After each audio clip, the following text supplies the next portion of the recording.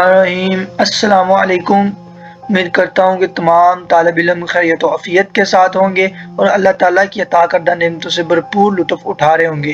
रोज़ाना की तरह एक दफ़ा सूरत फ़ातिहा, 3 दफ़ा सूरत इख़लास, अव्वल आखिर दुरूद शरीफ पढ़कर उनको बख्श देंगे जो अभी तक दुनिया से चले गए हैं। फिर अपने लेक्चर का बाकायदा आगाज़ करते हैं रोज़ाना की तरह, जैसे पहले की तरह किया करते हैं। ठीक है जी।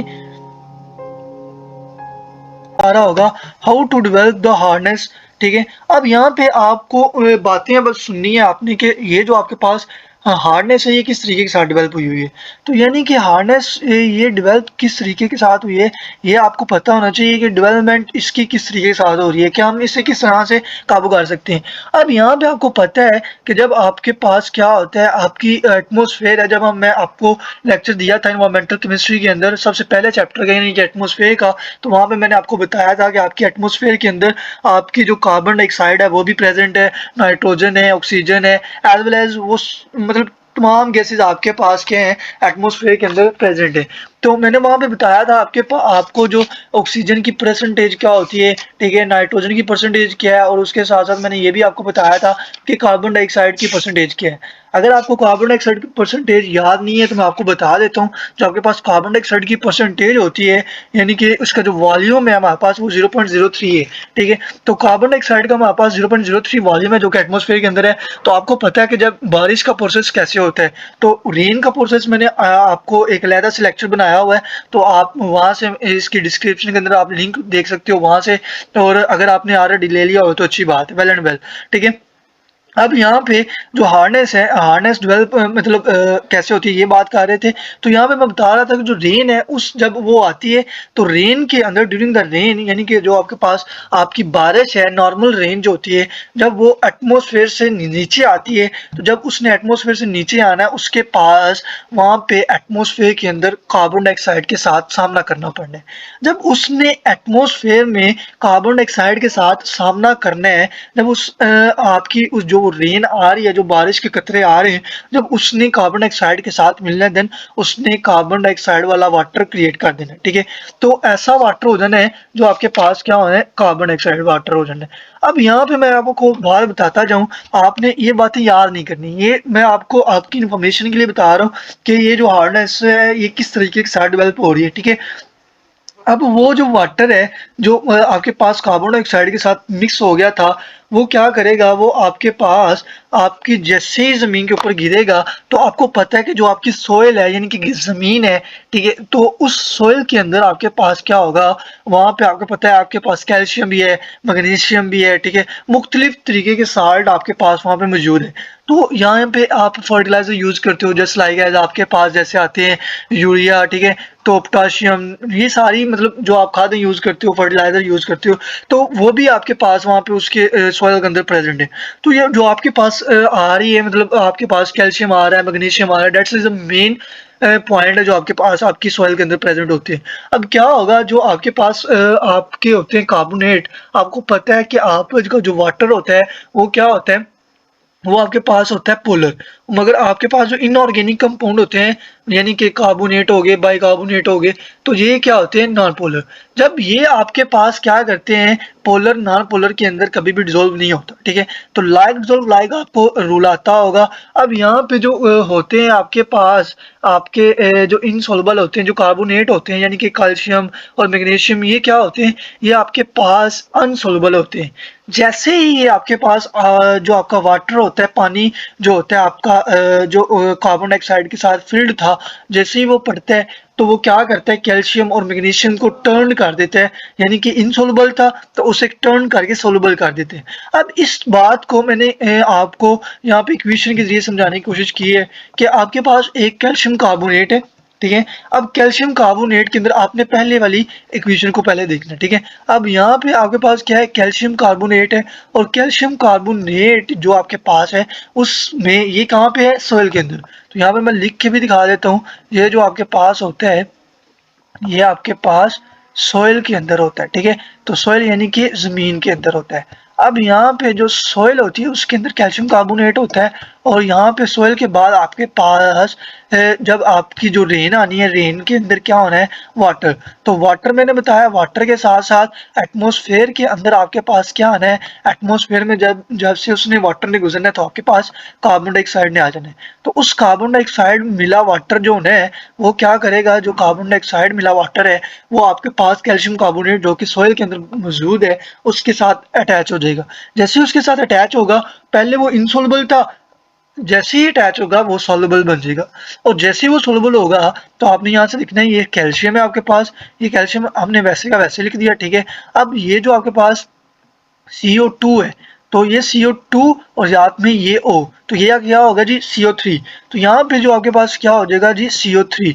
तो यहाँ पे कितने CO3 हो गए हमारे पास, एक तो ये CO3 हो गया मेरे पास ये वाला, ठीक है, जो मैंने यहाँ से बताया आपको, और उसके साथ साथ ये वाला जो आपके पास CO3 है, ये वाला आपने इससे भी अटैच करना है। तो यानी कि इस इक्वेशन को बैलेंस करने के लिए आपने क्या किया है, इसके साथ ट्वाइस लगा दिए। तो यहाँ पे आपके पास आपने इसके बाय 2 लिख दिया, ठीक है। तो ये वाला मतलब आपको मैंने 9th क्लास के अंदर बताया था कि आपके पास जब आप how to write chemical formula, ये वाला मैंने टॉपिक बताया था, तो मैंने आपको बताया था कि ये 2 3 इसको बैलेंस कैसे करना है, ये सारी बातें मैं वहाँ पे बता चुका हूँ। तो यहाँ पे आपके पास Ca आपने वैसे लिख लेना है, Ca के बाद आपने क्या करना है, आपने ये कैल्शियम ये CO2 जो आपके पास है, ठीक है, ये Ca2 को और ये वाला O ये अटैच करेंगे तो CO3 हो जाएगा, और इस तरीके के साथ एक ये CO3 है तो 2 Ca3 हो गए, और ये दोनों CO3 लिख के मैंने क्या कर दिए, साथ में ट्वाइस 2 लगा दिए। और उसके साथ साथ यहाँ पे आपको नजर आ रहा होगा कि जो मैं यहाँ पे कलर चेंज कर देता हूँ ताकि आसानी के साथ हम इस चीज़ को समझ सकें जो आपके पास यहाँ पे ये मैं समझाना चाह रहा हूँ। अब यहाँ पे जो मेरे पास हाइड्रोजन है वो ये, तो यानी कि हाइड्रोजन के अंदर CH2, तो ये H कितने 2 है, तो यहाँ पे मैंने H एक लिख के और उसके साथ क्या कर दिए, ये ट्वाइस लगा दिए। यानी कि आपके पास क्या हो रहा है, calcium carbonate plus carbon dioxide plus H2O, इन सभी को मिला दूं तो आपके पास आ रहा है Ca इंटू HCO3 ट्वाइस, ठीक है। तो ये वाला जो फॉर्मूला है इस तरीके के साथ मैंने डेवलप किया है, ठीक है। तो इसी तरीके के साथ नीचे वाला भी है, अगर आपको ऊपर वाले फॉर्मूला की समझ आ गई देन फिर ये टफ नहीं है। तो यहाँ पे आपके पास क्या है, ये Ca की जगह पे Mg लिख देना, ठीक है, यानी कि ये मैग्नीशियम के, और उसके साथ आपने क्या करना है, Mg लिख के तो बाकी सारा HCO3 वो ट्वाइस साथ में लगा देने, तो आपकी क्या हो जाएगी, इक्वेशन जो है वो बैलेंस भी हो जाएगी और आपकी इक्वेशन बन भी जाएगी। तो इस तरीके के साथ आपने कर लेना। अब यहाँ पे मैंने जो चीज़ समझाना चाह रहा था वो ये था कि आपके पास जो वाटर आ रहा है तो कैल्शियम कार्बोनेट के साथ वो कैसे रिएक्शन कर रहा है, और कैल्शियम कार्बोनेट के साथ साथ जो आपके पास मैग्नीशियम कार्बोनेट है उसके साथ वो कैसे कर रहे हैं, ठीक है। तो ये रिएक्शन थे यहाँ पे। अब यहाँ पे होता है क्या, एक्चुअली जो रेन वाटर है या यहाँ पे जो रेन वाटर है वो साल्ट के साथ डिजोल्व हो जाती है, यानी कि ये जो आपके पास क्या हो गया है, अब यहाँ पे उसने ये जो आपके पास साल्ट क्रिएट कर दिए ना, मैग्नीशियम और कैल्शियम के साल्ट बन गए। अब ये वाले जो साल्ट होते हैं ये डाइवेलेंट होते हैं। अब डाइवेलेंट केटाइन जो होते हैं, केटाइन को मैंने कॉन्सेप्ट आपको बताया हुआ है कि केटाइन वो होता है जो आपके पास पॉजिटिव आयन ऑब्टेन करता है, और एनाइन वो होता है जो आपके पास नेगेटिव आयन ऑब्टेन करता है। तो ये कैसे ऑब्टेन करते हैं ये मैंने अलग से एक टॉपिक बनाया हुआ है, तो आप वहां से समझ सकते हो। अब यहाँ पे अगर उसकी बात करेंगे वीडियो लंबी हो जाएगी। अब यहाँ पे मैं बता रहा हूँ कि ये जो डाइवेलेंट केटाइन होते हैं ये क्या करते हैं, जैसे Mg2 पॉजिटिव, Ca2 पॉजिटिव, ठीक है। तो ये क्या होते हैं, ये लाइमस्टोन, यानी कि आपको पता है कि जो लाइमस्टोन होता है CaCO3, इसकी बाद में बात करते हैं। पहले मैं आपको बताता हूँ जो केटाइन होते हैं, जैसे मैग्नीशियम और कैल्शियम की अभी हमने बात की, तो ये जो मैग्नीशियम और कैल्शियम के जो केटाइन होते हैं क्या करते हैं, एनायन जो होते हैं, केटाइन और एनायन दोनों ये क्या होते हैं, आपस में मिल जाते हैं, यानी कि एनायन या क्लोरीन क्लोराइड आयन, ठीक है, सल्फर डाइऑक्साइड आयन, ठीक है, उसके साथ साथ CO3 2-, ठीक है, ये सारे। तो फॉर एग्जांपल जैसे आपके पास जिप्सम आता है, ठीक है, यहाँ पे मैंने नीचे इसकी एग्जांपल भी लिखी हुई है जिप्सम की। तो जिप्सम ये बड़ा इंपॉर्टेंट किस्म का एमसीक्यू है कि जिप्सम का फार्मूला क्या है। तो आपने अगर आपको ये एमसीक्यू आ जाता तो आपने फौरन से लिख देना है CaSO4.2H2O, और उसके साथ अगर लाइमस्टोन का भी बड़ा इंपॉर्टेंट किस्म का एमसीक्यू है कि CaCO3, ठीक है। तो ये आपने लिख लेना है, ठीक है। अब ये वाले साल्ट क्या करते हैं, वाटर को हार्ड कर देते हैं, ठीक है। अब जैसे मैंने अभी बताया कि केटाइन जो है आपके पास एनाइन के साथ मिलता है जो कि डाइवेलेंट केटाइन है, एनाइन के साथ, यानी कि मैग्नीशियम कैल्शियम जब ये SO4 के साथ मिलेंगे या CO3 के साथ मिलेंगे, देन आपके पास जिप्सम जैसे या लाइमस्टोन जैसे आपके पास सॉल्ट क्रिएट कर देंगे। अब इस तरह के साल्ट क्या करेंगे, वाटर को हार्ड बना देंगे। अब आपको समझ आ गई होगी कि ये जो वाटर है ये हार्ड कैसे होते हैं। तो उम्मीद करता हूँ कि जो वाटर की हार्डनेस है इसके बारे में भी जो कॉन्सेप्ट था वो क्लियर हो गया होगा। यानी कि बहुत ज़्यादा बच्चे ऐसे थे जिन्हें ये था कि ये जो वाटर है ये कैसे हार्ड हो रहा है, हमारी ज़िंदगी के अंदर वाटर की जो ये सारी डेवलपमेंट हो रही है कैसे हो रही है, तो उनका अभी ये कॉन्सेप्ट तो क्लियर हो गया होगा कि वाटर किस तरह से हार्ड हो रहा है। तो अब आपने कोशिश करनी है कि आप इसे मतलब अगर याद करना चाहते हो तो याद कर लेना, अगर आप नहीं भी करना चाहते, अगर आप जैसे आपके टीचर रिकमेंड करेंगे आपने वैसे कर लेना, ठीक है।